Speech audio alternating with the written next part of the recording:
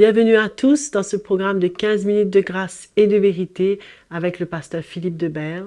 Nous allons louer le Seigneur, préparer nos cœurs avant de pouvoir entendre de la part du Seigneur. Amen. Digne est l'agneau immolé, digne est l'agneau immolé de recevoir la gloire, l'honneur, la puissance. Digne est l'agneau immolé, digne est l'agneau immolé, digne est l'agneau immolé de recevoir la gloire, l'honneur, la puissance.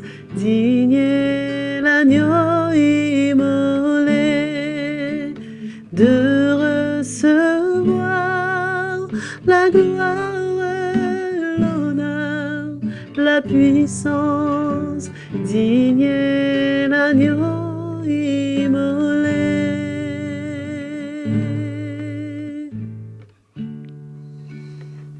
Alléluia. Merveilleux Jésus. Allons entendre la parole du Seigneur avec des cœurs grands ouverts. Bonjour à tous, c'est une grande joie de vous retrouver encore aujourd'hui pour une nouvelle session dans notre série Terminer la course. Mais je ne peux pas continuer sans remercier Joël pour ce moment merveilleux qu'elle nous accorde à chaque fois pour louer le Seigneur et préparer notre cœur. Aujourd'hui, j'aimerais vous encourager à ne pas nous égarer, de rester sur ce chemin étroit que le Seigneur a tracé devant nous. Lui-même, il a pris le chemin, n'est-ce pas? Il est parti au-devant de nous, il a accepté de prendre ce chemin, de mourir, de donner sa vie pour nous. Et nous sommes appelés, nous aussi, à ne pas nous égarer, mais de rester sur ce chemin étroit. Il est étroit, n'est-ce pas? Jésus lui-même nous disait « Entrez par la porte étroite ». Car large est la porte, spacieux est le chemin qui mène à la perdition. Il y en a beaucoup qui entrent par là. Mais étroite est la porte, resserrez le chemin qui mène à la vie. Il y en a peu qui les trouvent. Peu. Mais nous voulons être parmi de ceux qui prennent ce chemin, qui entrent par la porte étroite. N'est-ce pas? Nous ne voulons pas nous égarer. Nous ne voulons pas être emportés par quoi que ce soit. Et il y a tellement de choses qui peuvent venir contre nous. Les choses extérieures, les choses qui sont en nous. Il y a tellement d'obstacles, tellement de choses qui peuvent venir nous égarer. C'est pourquoi nous avons besoin de veiller, d'avoir un cœur éveillé, d'avoir un esprit éveillé, et que l'Esprit de Dieu puisse toujours nous montrer et tirer la sonnette d'alarme en nous, afin que nous ne soyons pas surpris par ce qui pourrait nous arriver. Jean, dans sa première épître, au chapitre 2, au verset 28, nous disait « Et maintenant, petits enfants, demeurez en lui. » En d'autres mots, restez attachés à lui. Ne vous égarez pas, afin que lorsqu'il paraîtra, c'était relié avec le retour de Jésus. Donc, ne vous égarez pas, demeurez en lui, afin que lorsqu'il paraîtra, nous ayons de l'assurance et qu'à son avènement, nous ne soyons pas confus et éloignés de lui. Tellement important, frères et sœurs, qu'on ne soit pas surpris de tout à coup nous retrouver loin du Seigneur. Mais il y a eu des choses qui doucement, nous ont peut-être éloignés du Seigneur ou qui ont commencé à se préparer en nous pour finalement nous emmener à nous égarer. C'est pourquoi nous avons besoin de veiller chaque jour. Et l'Esprit de Dieu en nous est là pour nous avertir, frères et sœurs. Donc n'étouffons pas la voix de l'Esprit. Il y a des choses qui peuvent nous égarer. Et particulièrement déjà l'amour du monde. On va parler aussi de l'amour de l'argent. Et puis nos attitudes, nos comportements, notre endurcissement, qui peut aussi être pour nous un sujet, une raison pour nous de finalement nous égarer.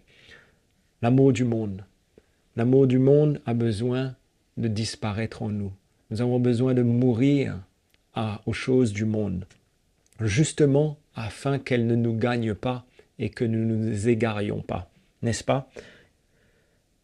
L'apôtre Paul disait aux Galates, au chapitre 1, verset 4, que Jésus s'est donné lui-même pour nos péchés, afin de nous arracher du présent siècle mauvais. C'était clair que Jésus était mort à la croix pour nous libérer de notre péché et nous séparer et nous arracher du présent siècle. Il voulait nous faire sortir, nous arracher d'un état qui contrôle le monde entier.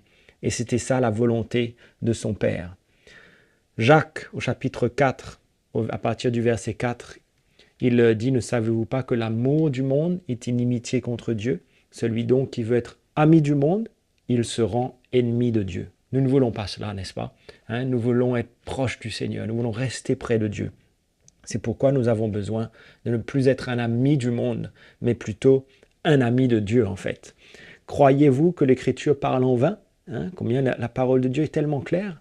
Et la parole de Dieu ne parle pas en vain, elle nous parle, elle nous rappelle ces choses. C'est avec jalousie que Dieu chérit l'esprit qu'il a fait habiter en nous. Vous vous rendez compte que nous qui sommes hommes, humains, il nous a accordé la grâce de nous donner son Saint-Esprit. Son esprit habite en nous. Quelle grâce extraordinaire. Et il chérit, il est jaloux de justement ce cœur dans lequel il a mis son esprit. Et il ne veut pas que ce cœur soit partagé avec quoi que ce soit d'autre. C'est pourquoi il continue et il parle justement comment nous avons besoin d'avoir des cœurs humbles, afin que l'orgueil de la vie ne prenne pas le dessus et nous emporte. C'est là qu'il dit, il accorde au contraire une grâce plus excellente. C'est pourquoi l'Écriture dit, Dieu résiste aux orgueilleux, mais il fait grâce aux humbles. Soumettez-vous donc à Dieu, résistez au diable et il fuira loin de vous. Tout ça, c'est compris dans quelques versets qui sont tous liés les uns aux autres. Comment l'amour du monde peut nous emmener à finalement être gagné par l'orgueil de la vie. L'orgueil de la vie. Et c'est là que le diable prend le dessus. Mais nous voulons résister à ses plans et à ses stratèges. Et l'apôtre Jean, lui aussi, dans sa première épître au chapitre 2, au verset 15, il dit « N'aimez pas le monde, ni les choses qui sont dans le monde. Si quelqu'un aime le monde, l'amour du Père n'est pas en lui. Parce que tout ce qui est dans le monde, la convoitise de la chair, la convoitise des yeux, l'orgueil de la vie, toutes ces choses qui sont autour de nous, en nous, ne vient pas du Père, mais vient du monde. Le monde passe, sa convoitise aussi, mais celui qui fait la volonté de Dieu demeure éternellement. Et la volonté de Dieu, c'est que nous restions en lui, c'est que nous nous séparions, c'est que nous sortions du monde. Démas, lui, avait abandonné l'apôtre Paul, on se souvient, et c'est mentionné dans la deuxième épître de Timothée, au chapitre 4, au verset 10, que Démas l'a abandonné. Pourquoi? Par amour pour le siècle présent. Et il est parti à Thessalonique, pourtant un compagnon de service de l'apôtre Paul. Dans 2 Corinthiens chapitre 6 au verset 14, l'apôtre Paul dit « Mais ne vous mettez pas avec les infidèles sous un joug étranger », c'est-à-dire ne participez pas aux œuvres du monde, ne participez pas à leurs actions, ne vous associez pas à ce qui est dans le monde, parce qu'il dit « Quel rapport y a-t-il entre la justice et l'iniquité ? Qu'y a-t-il de commun entre la lumière et les ténèbres ?» On connaît ces versets. Mais il dit juste après, sortez du milieu d'eux. Frères et sœurs, c'est un avertissement, un appel. C'est l'appel du chrétien. Nous avons besoin de sortir du milieu d'eux. Dans l'épître aux Romains, l'apôtre Paul dit au chapitre 13, au verset 12, que la nuit est avancée, le jour approche, et que nous avons besoin de nous dépouiller des œuvres des ténèbres et de revêtir les armes de la lumière. Marchons donc honnêtement comme un plein jour. Voilà cet appel, de marcher comme un plein jour et de revêtir le Seigneur Jésus. Deuxième chose que nous avons besoin de vraiment veiller, c'est l'amour de l'argent, que nous ne soyons pas emportés, parce que, comme le dit le Proverbe au chapitre 1, au verset 19, « Ainsi arrive-t-il à tout homme avide de gain, la cupidité cause la perte de ceux qui s'y livrent. » Et nous savons aussi que dans Timothée, il mentionne justement que ceux qui veulent s'enrichir tombent dans la tentation, dans le piège et dans beaucoup de désirs insensés, pernicieux qui plongent les hommes dans la ruine.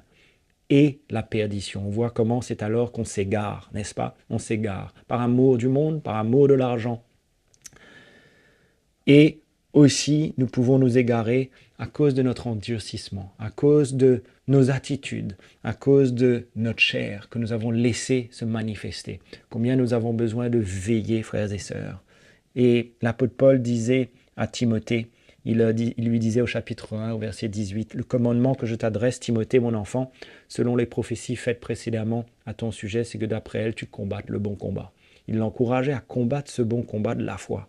En d'autres mots, ne pas se laisser aller, mais de vraiment s'assurer qu'il restait sur ce chemin.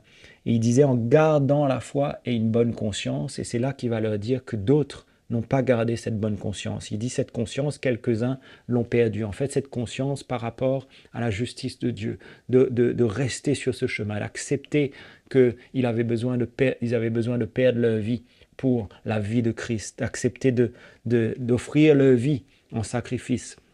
Mais cette conscience, ce bon combat, finalement, quelques-uns ne s'y sont pas engagés jusqu'au bout. Et il dit cette conscience, quelques-uns l'ont perdue.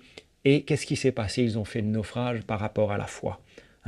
Et dans Colossiens, chapitre 1, verset 23, l'apôtre Paul dit « Si du moins vous demeurez ferme, fondé et inébranlable dans la foi, sans vous détourner de l'espérance de l'évangile que vous avez entendu. » C'est ça la clé, de ne pas nous détourner de l'espérance de l'évangile. L'évangile, c'est quoi? L'évangile, c'est ce message qui nous emmène, qui nous appelle, qui nous appelle à renoncer à nous-mêmes, à perdre notre vie pour la vie de Christ, à perdre notre propre vie pour la vie de Christ. Donc, frères et sœurs, Paul disait encore à Timothée dans sa deuxième épître au chapitre 3, au verset 14, « Toi demeure dans les choses que tu as apprises et reconnues certaines, sachant de qui tu les as apprises. » Frères et sœurs, nous entendons l'Évangile, ce message tellement précieux. Et nous savons de qui nous les avons apprises et nous voulons demeurer dans ces choses que nous avons entendues, c'est-à-dire ce message doit faire partie de notre vie. Nous devons l'embrasser et le vivre. Donc ne nous égarons pas, mes frères et sœurs. Veillons sur nous-mêmes. Ni le monde, ni l'amour de l'argent, ni nos attitudes, notre comportement, notre chair, notre endurcissement, peut-être les choses qui rentrent dans notre cœur, que rien, même nos plans, nos ambitions, ne viennent nous priver de la grâce de Dieu, nous emmener à nous égarer de ce plan merveilleux que Dieu a pour nous, n'est-ce pas? Que nos cœurs ne s'endurcissent et deviennent insensibles à la voix de l'Esprit de Dieu et à cet appel de Dieu pour chacun de nous qui est de nous dépouiller du vieil homme, de mourir à nous-mêmes et de prendre notre croix. Donc, ne courons pas la course du monde, mais courons cette bonne course de la foi. Combattons le bon combat. Amen, frères et sœurs. Allons jusqu'au bout, nous gardons ce bon dépôt et nous allons nous assurer que nous allons terminer la course dans un bon état et que nous allons courir selon les règles que Jésus nous a laissées et nous a données. Voilà, mes frères et sœurs, restons sur ce chemin étroit, ne nous égarons pas et ne laissons rien nous emporter. J'espère que ces paroles pourront ranimer votre cœur et vous encourager, s'il le faut, à redresser votre route afin que vous restiez bien sur ce chemin étroit.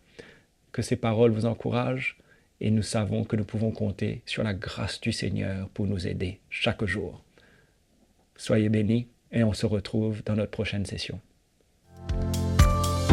Nous remercions le pasteur Philippe Debert pour ce message qui nous confronte, qui nous édifie et qui nous encourage. Et bien sûr, vous êtes invités à vous connecter à notre chaîne YouTube CTMI et à liker, à partager ces messages. Et si ces messages vous ont fait du bien, envoyez-nous des commentaires, peut-être même des questions ou un témoignage sur l'adresse qui est affichée à l'écran. À très bientôt et que le Seigneur vous bénisse.